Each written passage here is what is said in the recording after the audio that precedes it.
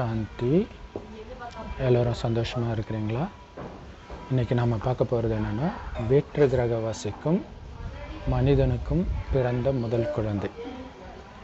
நிறைய பேர் வேற்று கிரகவாசியே இருக்குதா இல்லையான்னு தெரியலன்னு மண்டை பிச்சுட்டு இருக்கிறாங்க. இதில் எப்படி மனிதனுக்கும் அவங்களுக்கும் குழந்தை பிறக்கும் அப்படின்னு ஒரு டவுட் வரலாம். ஸோ இந்த வேற்று கிரகவாசி இன்னும் நிறைய விஷயங்கள் பற்றி மனிதர்களுக்கு கடந்த ஒரு 100 வருடத்திற்குள்ளாக தான் தோன்ற ஆரம்பிக்குது. அவங்களுக்கு தோண ஆரம்பிக்குது, தேடுறாங்க, அது உண்மையாக இருக்கலாம் அப்படின்னு சில ஆதாரங்களும் கிடைக்குது. கொஞ்ச நாள் கழித்து இது அது கிடையாது, வேற ஏதோ அப்படின்னு சொல்லிடுறாங்க. உதாரணத்துக்கு வேற்று கிரகவாசி மாதிரி ஏதோ ஒன்று வந்தது, அதுக்கப்புறம் அது ஒரு பூச்சி போச்சு, அதுதான் அப்படி அப்படின்னு சொல்லிடுறாங்க. ஸோ இப்போ சமீபமாக பார்த்திங்கன்னா அமெரிக்காவில் அது மாதிரி ஒன்று பறந்தது. அது ஒன்று வேற்று கிரகவாசியாக இருக்கணும், அல்லது வேறு ஏதோ ஒரு நாட்டிலிருந்து நம்ம நாட்டை கண்காணிக்கிறதுக்காக அனுப்பின ஒரு நவீன ரக எந்திரமாக இருக்கணும் அப்படின்னு சொல்லியிருக்கிறாங்க. ஆனால் உண்மையிலே வேற்று கிரகவாசிக்கும் மனிதனுக்கும் பிறக்கிற குழந்தை புராண கதைகளில் நிறைய இடத்துல காட்டப்பட்டிருக்குது.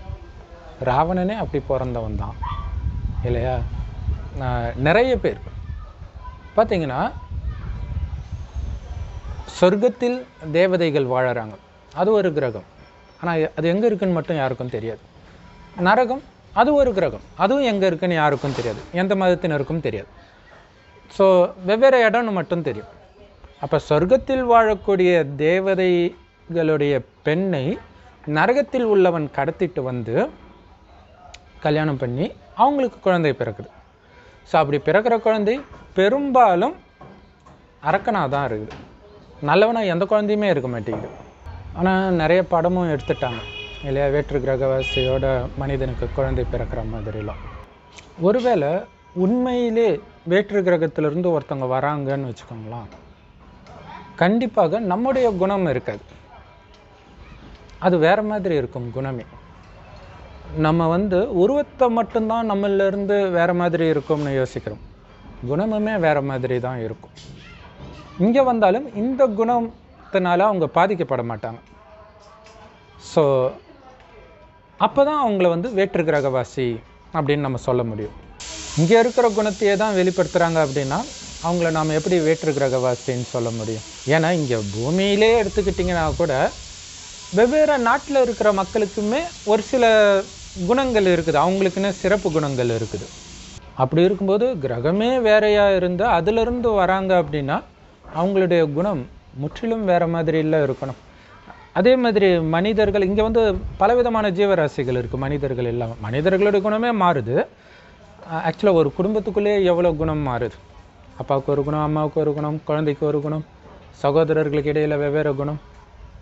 அடுத்தது மற்ற விலங்கு இல்லையா, புலி, சிங்கம், அதுக்கு ஒரு மாதிரியான குணமாக இருக்குது. நாய் இந்த மாதிரி விஷயத்துக்கு ஒரு குணமாக இருக்குது. யானைக்கு ஒரு குணமாக இருக்குது. அதுவே மதம் பிடிச்சா வேறு மாதிரி குணமாக மாறிடுது. ஸோ இந்த அனைத்து ஜீவராசிகளுடைய குணத்தின் மொத்த சொரூபமாக மனிதன் இருக்கிறான். இப்போ மனிதர்கள் என்ன நினைக்கிறாங்க, வெளியில் எங்கேயோ ஒரு கிரகம் இருக்குது, இதை விட பயங்கர டெக்னாலஜி இருக்கலாம், அங்கேருந்து இங்கே விசிட் பண்ணிட்டு போகிறாங்க, டூர் வர மாதிரி பார்த்துட்டு போகிறாங்க. ஏன்னா இவனை மாதிரியே யோசிக்கிறான். ஏன்னா இவன் தானே நிலாவில் போய் பிளாட் வாங்கணும் அப்படின்னு யோசித்தான்.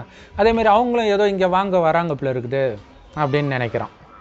ஆனால் இறைவன் சொல்கிறாரு, காரியம் நடக்கக்கூடிய இடம் இந்த இடம் மட்டும்தான், பூமி மட்டும்தான், கர்மக்ஷேத்திரம் அப்படிங்கிற.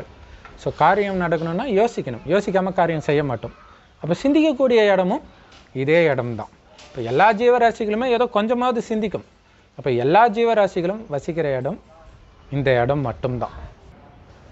மேலே எங்கேயாச்சும் வேற்று கிரகவாசிகள் இருப்பாங்களா அப்படின்னு பல கோடி செலவு பண்ணி சக்திகளை வீணாக்கி நேரத்தையும் வீணாக்கிற அறிவியல் விஞ்ஞானிகளை விட இறைவனை தேடி காட்டுக்கு போகிற ஆன்மீகவாதிகள், ஆன்மீகத்தில் வெறித்தனமாக ஈடுபாடு கொண்டவர்கள் எவ்வளவோ புத்திசாலிகள்.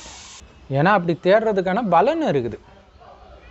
ஏன்னா அப்படி நாம எல்லாம் தேடினதுடைய பலனாக தான் இறைவனுடைய ஞானம் நமக்கு இப்போ கிடைச்சிருக்கு.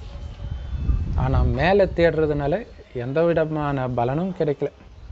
வேணா அந்த அரசாங்கம் அவங்களுக்கு கொஞ்சம் நிதி ஒதுக்கும். ஸோ இந்த பிறவியில் ஓரளவுக்கு நல்லா இருப்பாங்க. ஆனால் கடைசி வரைக்கும் அங்கே இருக்குது, இங்கே இருக்குது, அங்கே இருக்குதுன்னு சொல்லிக்கிட்டே இருக்க வேண்டியது தான்.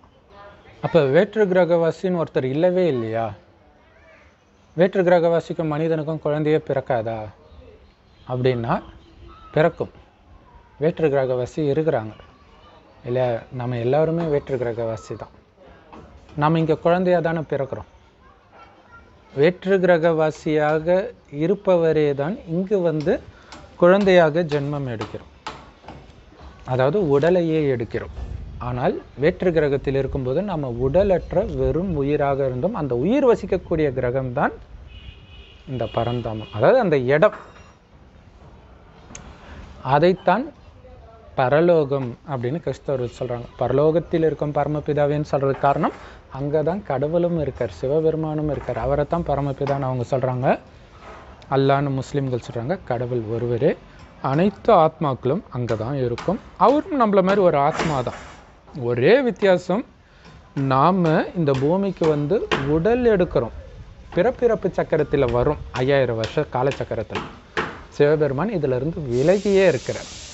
ஆனால் கடைசி 100 வருடம் இந்த ரகசியத்தை சொல்கிறார். என்ன சொல்கிறாருன்னா, முதலாக நீங்கள் இந்த பூமிக்கு வரும்போது இந்த பூமி சொர்க்கமாக இருந்தது. உங்களுடைய குணங்கள் அவ்வளோ ஃபஸ்ட் கிளாஸ் இருந்துச்சு, அவ்வளோ தெய்வீகமாக இருந்தது. பார்த்தாலே கையெடுத்து கும்பிட்ற மாதிரி இருந்துச்சு. தோற்றம் மட்டும் இல்லை, உங்கள் குணங்களும் உங்கள் தெய்வீக நடத்தை அவ்வளோ அன்பானவராக, அவ்வளோ இனிமையானவராக, போய் கேட்டுக்கிட்டே இருக்கணும் போல இருக்கும் உங்களுடைய வார்த்தை. அந்த கண்கள் அவ்வளோ பரிசுத்தமாக இருக்கும். ஆனால் இன்றைக்கி எப்படி இருக்குது? அதுக்கு ஆப்போசிட்டாக இருக்குது. அவங்களா இவங்க அப்படின்ற மாதிரி. ஏன்னா அப்படி இருந்த நாமே தான் மறுஜன்மம் எடுத்து 5000 வருஷம் கழிச்சு இப்படி ஆகிட்டோம். 2500 வருடம் இந்த பூமி சொர்க்கமாக இருக்கும், அங்கே தெய்வீக குணம் இருக்கும். அடுத்த 2500 வருடத்தில் இந்த பூமி நரகமாக மாறுது. சொர்க்கமாக இதே உலகம்தான் இருக்குது, குறிப்பாக பாரத பூமி. அடுத்தது நரகமாக மாறுது. ஸோ அப்போ எல்லா மதங்களிலும் சொர்க்கம் எங்கேயோ மேலே இருக்கிறதாக காட்டப்பட்டதுடைய உண்மையான அர்த்தம், அதேமாரி நரகம் கீழே இருக்கிற பாதாள லோகம் அப்படின்னு காட்டப்பட்டதுடைய உண்மையான அர்த்தம் என்ன அப்படின்னா, உங்களுக்கு தெரியும், மேலே அப்படின்னாலே உயரத்தில் அவங்களுடைய குணம் உயர்ந்து இருக்குது. கீழே பாதாளம் அப்படிங்கிறது குணம் கீழானதாக ஆயிடுச்சு அப்படிங்கிறது தான். அப்போ எப்படி இருக்கும் அப்படின்னா, ஆரம்பத்தில் நம்ம வந்த குணத்துக்கும் இப்போ நமக்கு இருக்கிற குணத்துக்கும் அவங்களா இவங்கன்னு நினைக்கிற மாதிரி அவ்வளோ வித்தியாசமாக இருக்கும். ஸோ அதனால தான் சொர்க்கம் வேறையாகவும் நரகம் வேறையாகவும் காட்டியிருக்கிறாங்க. ஏன்னா அந்த குணத்தினால அவ்வளோ தெய்வீக குணங்கள் நிரம்பியவர்கள் ஒரு இடத்தில் இருப்பதாகவும், மோசமான நிலை உடையவர்கள் ஒரு இடத்துல இருக்கிறதாகவும் காட்டிட்டாங்க. ஆனால் அப்படி இருந்தவங்களே தான் மறுஜன்மம் எடுத்து இப்படி ஆகுறாங்கன்றது மட்டும் டைரெக்டாக எந்த மதத்திலையும் சொல்லலை. ஆனால் இன்டைரக்டாக இருக்குது. உதாரணத்துக்கு ராவணன் மோசமானவன், ரொம்ப மோசமான விஷயம்லாம் பண்ணுறான். ராமர் கொன்னவொடனே அவன் அப்படியே எனக்கு முக்தி கொடுத்ததுக்கு நன்றின்ட்டு மீண்டும் சொர்க்கத்துக்கு போயிடுறான். இப்போ சொர்க்கத்துக்கு போனாலும் என்ன ஆயிடுச்சு? உயர்ந்தவர்களாக மாறிடுறான். இப்போ கீழே இருக்கிறவன் மீண்டும் சொர்க்கத்துக்கு போகிறான். அப்படி மாற்றுறதுக்கு தான் சிவபெருமான் வரார். அப்படி சிவபெருமான் நம்மளுடைய குணத்தை மாற்றுறதை தான் புராண கதைகளில் எல்லா மதத்திலையும் சொல்லப்பட்டிருக்குது. அப்போ இப்போ நாம் தான் ராவணன் மாதிரி இருக்கிறோம். காமம், கோபம், பற்று, பேராசை, அகங்காரன்ற இந்த 5 விகாரம் தான் ராவணன், மாயா, சாத்தான்னு சொல்கிறது. அது நம்ம எல்லாருக்குள்ளேயும் இருக்குது. ஸோ அவனை அழிக்கிறதுக்கான வழியைத்தான் சிவபெருமான் சொல்கிறார். என் ஒருவனையே நினைவு செய்யுங்க, உங்களுடைய ஆதி குணத்தை நினைவு செய்யுங்க அப்படிங்கிறார். ஆதினா ஆரம்பம். முதல்ல இந்த பூமிக்கு வரும்போது நீங்கள் எப்படி இருந்தீங்க, அந்த குணம். ஸோ அந்த குணத்தை பார்க்கறதுக்காகத்தான் கோயிலுக்கு போகிறாங்க. இல்லை, அவ்வளோ கருணை உங்களுடைய கண்ணில் தெரிஞ்சுது. இப்போ உங்கள் சிலையை பார்த்தாலே அவங்களால அந்த கருணையை உணர முடியுது. இப்போ அந்த மாதிரி உயிரோட்டமாக ஆகுங்க அப்படிங்கிறார். எப்படி ஆகணும் அப்படின்னா, உங்களுடைய நடத்தையெல்லாம் பார்த்தா இந்த கலியுகத்துடைய எந்த விதமான குணமும் தெரியக்கூடாது. ஒருவேளை இவங்க வேற்று கிரகவாசியாக இருப்பாங்களோ அப்படின்னு எல்லோருக்கும் சந்தேகம் வரணும். அந்த அளவுக்கு பக்காவாக இருக்கணும் அப்படின்னு இறைவன் சொல்கிறார். அதற்கு அதே வேற்று கிரகத்திலிருந்து வந்திருக்கிறார் சிவபெருமான். அந்த இடம் எப்பவுமே பரிசுத்தமாக இருக்கும். அங்கே இருக்கும்போது நாமளும் பரிசுத்தமாக தான் இருப்போம். ஸோ இறைவன் எப்பவுமே அங்கே இருக்கிறார். நாம தான் இங்கே வந்து கெட்டு போயிட்டோம். அப்போ அங்கேருந்து இங்கே வரார் கடைசி 100 வருடம் இந்த ஞானத்தை கொடுப்பதற்காக. நம்மள மாதிரி உடலே எடுக்கல. உடல் எடுத்தால் கூட கெட்டு போயிடுவோம், உடல்ன்ற உணர்வு வந்துடும்ன்ட்டு உடலே எடுக்காமல் வந்து சொல்கிறாரு, நான் எப்பவுமே பரிசுத்தமாக இருக்கிறேன்ல, அதே மாதிரி நீங்களும் பரிசுத்தமாக இருக்கணும்னா உடலில் இருந்தாலும் நான் உடல் இல்லை, உடலை இயக்கக்கூடிய ஆத்மா நான் உணருங்க அப்படிங்கிற. ஆத்மானா உயிர், அது பூர்வ மத்தியில் நட்சத்திரம் மாதிரி ஜொலிக்கனால தான் இங்கே போட்டு வைக்கிறோம்.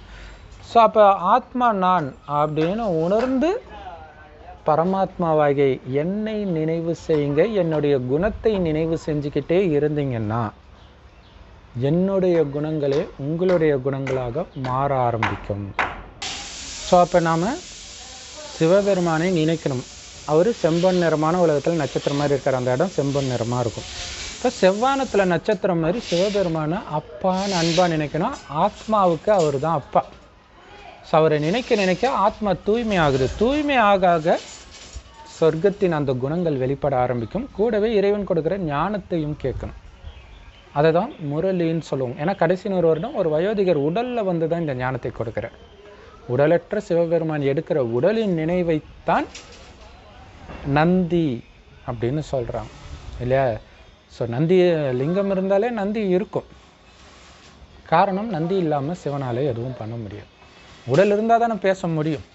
ஸோ அதனால் பேசுகிறது அதுக்கு தான் வரார், இந்த ஞானத்தை கொடுக்க தான் வரார். ஸோ சொர்க்கத்தின் குணத்தை நாம் இப்போவே எடுத்துகிட்டு வர்றதுக்கு காரணம் என்னென்னா, நமக்கு என்ன குணம் இருக்கிறதோ அதை தான் ஆத்மா அடுத்த ஜென்மத்துக்கு எடுத்துகிட்டு போகும். ஸோ இது வரைக்கும் இப்போ சொர்க்கத்தில் நம்ம பிறவி எடுத்து கொஞ்சம் கொஞ்சமாக ஆத்ம சக்தியை இழக்குது, குணங்கள் குறைஞ்சிக்கிட்டே வருது, உலகமும் மோசமாகிக்கிட்டே வருது. ஆனால் இப்போ திடீர்னு உலகம் நல்ல உலகமாக மாறுதுன்னா அப்போ நம்ம ஏதோ பண்ணணும் அந்த உலகத்துக்குள்ளே நம்ம போகிறதுக்கு, அங்கே ஜென்மம் எடுக்கிறதுக்கு. ஸோ அப்போ சொர்க்கத்தில் உங்களுடைய குணம் எவ்வளவு பரிசுத்தமாக தூய்மையாக இருந்துச்சோ அதே மாதிரி இப்போ நீங்கள் மாறுங்க அப்படிங்கிறார். ஸோ அதுக்கு எப்போவுமே பரிசுத்தமாக இருக்கக்கூடிய சிவபெருமானை நினைவு செஞ்சுக்கிட்டால் அவர் கொடுக்குற ஞானத்தை கேட்கணும். கடைசி 100 வருடம் ஒரு வயோதிகர் உடலில் வந்து இறைவன் ஞானத்தை கொடுக்குறாரு. அதை தான் முரளின்னு சொல்கிறோம். அது எல்லா ராஜயோக தியான நிலையத்திலும் முற்றிலும் இலவசமாக கிடைக்கும். நிறைய வெப்சைட் யூடியூப்பில் கூட இருக்கும். அதோடைய லிங்க் வந்து நம்ம டிஸ்கிரிப்ஷனில் கொடுக்கும். அதை அவசியம் பாருங்கள். அதை கேட்டுக்கிட்டே இருக்கணும் தினமும்.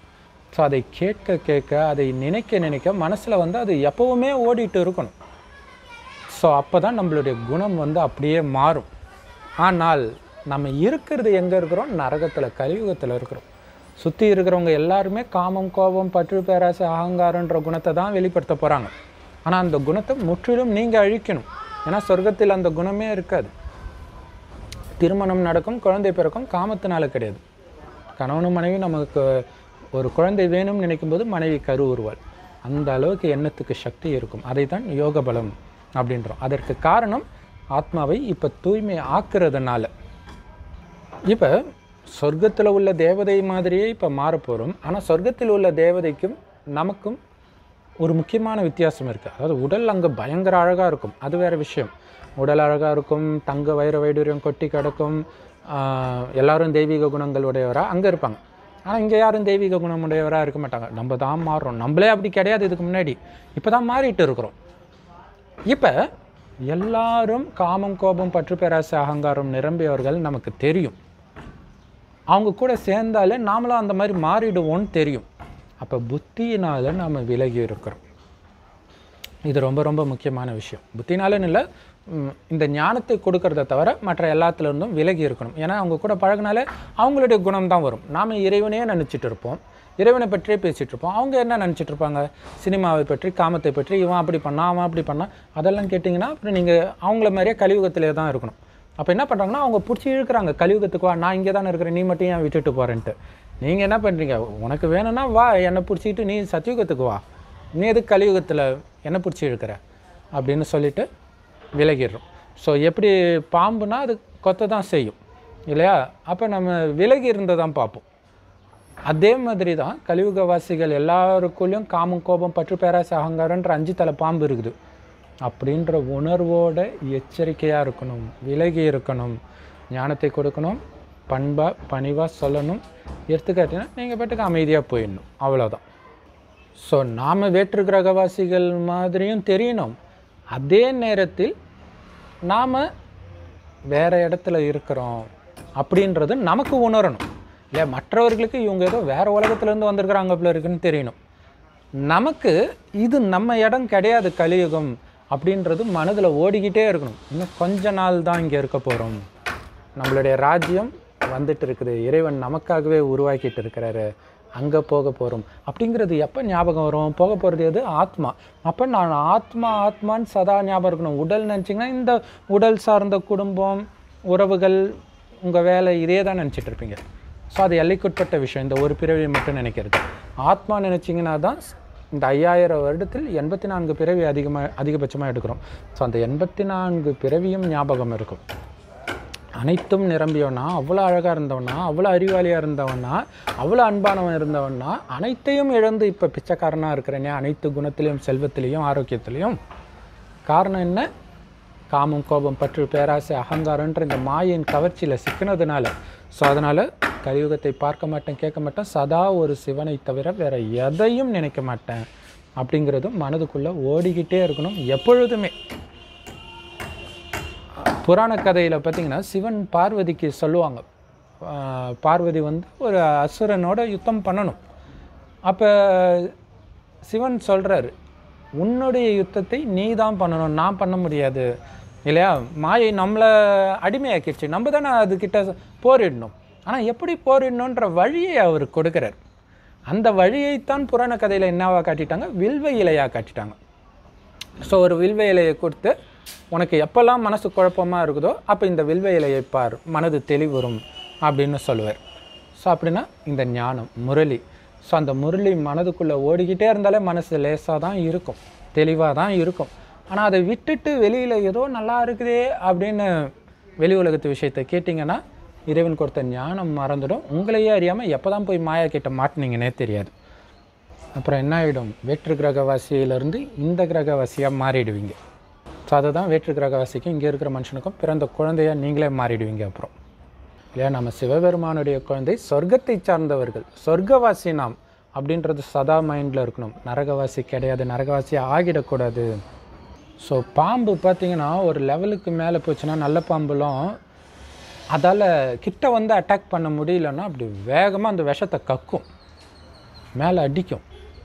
ஸோ அந்த மாதிரி தான் இங்கே இருக்கிற மனிதர்களுக்குள்ளே காமம், கோபம், பற்று, பேராசை, அகங்காரன்ற விஷத்தை கக்கிட்டே இருக்கிறாங்க. நம்ம ரொம்ப எச்சரிக்கையாக இருக்கணும். ஏன்னா அந்த பாம்பை விட ரொம்ப டேஞ்சரானவங்க இப்போ இருக்கிற மனிதர்கள். அந்த மனிதர்களுக்குள்ளே இந்த இருக்கிற இந்த 5 தலை நாகம். இப்போ நம்ம ரொம்ப ரொம்ப எச்சரிக்கையாக இருக்கணும். நம்ம மூலமாக அவங்களுக்குள்ளே இருக்கிற அந்த 5 தலை பாம்பு எழுந்திரிக்கவே கூடாது.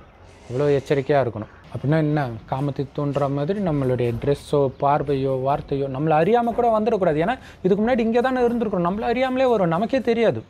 ஸோ எச்சரிக்கையாக இருக்கணும். ஒன்று ஒன்றா நம்ம மாற்றிக்கிட்டே இருக்கணும். இப்போ சுத்தமாக வேற்று கிரகவாசியாக மாறிட்டோன்னா நம்மளை பார்க்கும்போது அவங்களுக்கு அந்த மாதிரி தப்பான எண்ணங்கள், விகாரங்கள் எதுவுமே வராது. ஸோ அதனால் வேற்று கிரகவாசி எங்கே இருக்கிறாங்கன்னு தேடுறவங்க தேடட்டும். இருக்கிறாங்களான்னு நீங்களும் தேடி ஏமாறாதீங்க. உங்களுக்குள்ளே இருக்கிற அந்த வேற்று கிரகவாசி, அவனை தட்டி எழுப்புங்க. அப்படி நமக்குள்ளே இருக்கிற அந்த வேற்று கிரகவாசி, சொர்க்கவாசி தட்டி எழுப்ப தான் சிவபெருமானே வந்திருக்கிறார். அவர் இந்த ஞானத்தை கொடுத்து எழுப்புறதுடைய நினைவாக தான் அதிகாலையில் அனைத்து கோயில்களிலும் சுப்ரபாரதம் போடுறாங்க, தெய்வங்களை எழுப்புறதுக்காக. உண்மையில் எழுப்புபவர் சிவபெருமான். இந்த ஞானத்தை கேட்டு நாமளும் மற்றவர்களுக்கு கொடுத்து நாமளும் மற்றவர்களை எழுப்புகிறோம். ஏன்னா எல்லோரும் விரும்பினாலும் விரும்பாட்டினாலும் அங்கே தான் போகிறோம். பரந்தாமத்துக்கு போயே ஆகணும் உலகம் அழியும் போது எல்லோரும். ஆனால் இறைவனை நினைத்து ஆத்மாவை தூய்மையாக்கிட்டிங்கன்னா அங்கேருந்து சொர்க்கமாக இந்த பூமி, இதே பூமி மாறிடும். மாறினோடனே இங்கே பிறப்போம். அப்படி இல்லைன்னா அங்கேயே இருந்துட்டு சொர்க்கம் முடிஞ்சு 2500 வருஷம் கழித்து நரகமான பிறகு தான் வருவோம். துக்கம் மட்டும் அனுபவிக்கிறதுக்கு வருவோம். ஒவ்வொரு கல்பத்திலும் 5000 வருஷத்தை ஒரு கல்பனும் இதில் என்ன நடக்குதோ அதே தான் திரும்ப திரும்ப நடக்கும். அப்போ யோசிச்சு பாருங்கள். இப்போ நீங்கள் ஒன்ஸ் ஃபெயில் ஆகிட்டிங்கன்னா ஒவ்வொரு தடையும் ஃபெயில் ஆகிற மாதிரி இருக்கும். அப்போ என்ன பண்ணணும்? இப்போ நீங்கள் அது மட்டும் இல்லை, இப்போ நீங்கள் நல்லா முயற்சி பண்ணி இறைவன் நினைவில் இருந்து ஆத்மான்ற உணர்வில் இருக்கணும். வேறு ஒன்றுமே கிடையாது. உடல்ன்ற உணர்வு இல்லாமல் நான் ஆத்மா, சொர்க்கத்தை சார்ந்தவன், சிவபெருமானுடைய குழந்தை, அவர் செம்பொன் நிறமான உலகத்தில் நட்சத்திரமாக இருக்கார். இதே தான் மனசில் ஓடிட்டு இருக்கணும். ஸோ இதை பக்காவாக உங்களுக்கு ஞாபகம் சதா இருந்துச்சுன்னா காமம், கோபம், பற்று, பேராசை, அகங்காரம் சுத்தமாக உங்களை விட்டு போயிடும். அப்போ 100% தூய்மை ஆகிடுவீங்க. அப்போ 100% தூய்மை ஆகினீங்கன்னா சொர்க்கத்தின் ஆரம்பத்திலே பிறந்து சொர்க்கத்தின் முழு சுகத்தையும் அனுபவிப்பீங்க. இந்த ஞானத்தை உதாசீனப்படுத்துறீங்க, பாதி தான் ஃபாலோ பண்ணுறீங்கன்னா பாதி சொர்க்கத்தில் தான் வருவீங்க. ஏன்னா ஒன்ஸ் பிறந்துட்டால் மறுஜன்மம் எடுத்து தான் ஆகணும். உலகம் அழியும்போது தான் எல்லோரும் போக முடியும். அப்படின்னு என்ன அர்த்தம்? நரகத்துக்கு எப்படியும் வந்து தான் ஆகணும். ஆனால் சொர்க்கத்தின் சுகத்தையே அனுபவிக்காமல் வெறும் நரகத்துக்கு மட்டுமே ஒவ்வொரு கல்பத்திலையும் வர்றது எவ்வளோ பெரிய பரிதாபம். எல்லா மதங்களும் யோசிச்சு பாருங்கள், நரகத்தில் தான் உருவாக்கப்பட்டிருக்கு. கடந்த 2500 வருடமாக தான் உருவாக்கப்பட்டிருக்கு. ஆனால் அதற்கு முன்பு வாழ்ந்தவர்கள் தான் இந்த தேவதைகள். ஆதி சனாதன தேவி தேவதா தர்மம், அந்த தர்மத்திற்கு பேர். ஆதினா ஆரம்பத்தில், சனாதனனா என்றென்றைக்கும் நிலைச்சிருக்கக்கூடிய இல்லை. ஆத்மா எப்போவுமே இங்கே தானே இருக்குது. அதனால் சனாதன தேவதைகள் அப்படின்னு சொல்லப்படுது. அதனால் இறைவன் கையை பிடிங்கள். வேற்று கிரகத்திற்கு போகணும்னா இப்போவே நாம் வேற்று கிரக வாசிகள். நான் இந்த உலகத்தை சார்ந்தவன் அல்ல. இந்த உலகத்தின் எந்த குணத்தையும் நான் வெளிப்படுத்த மாட்டேன். இந்த உலகத்தின் எந்த குணமும் என்னை பாதிக்காமல் நான் பார்த்துக்குவேன் அப்படிங்கிறது சதா ஞாபகம் இருக்கணும்.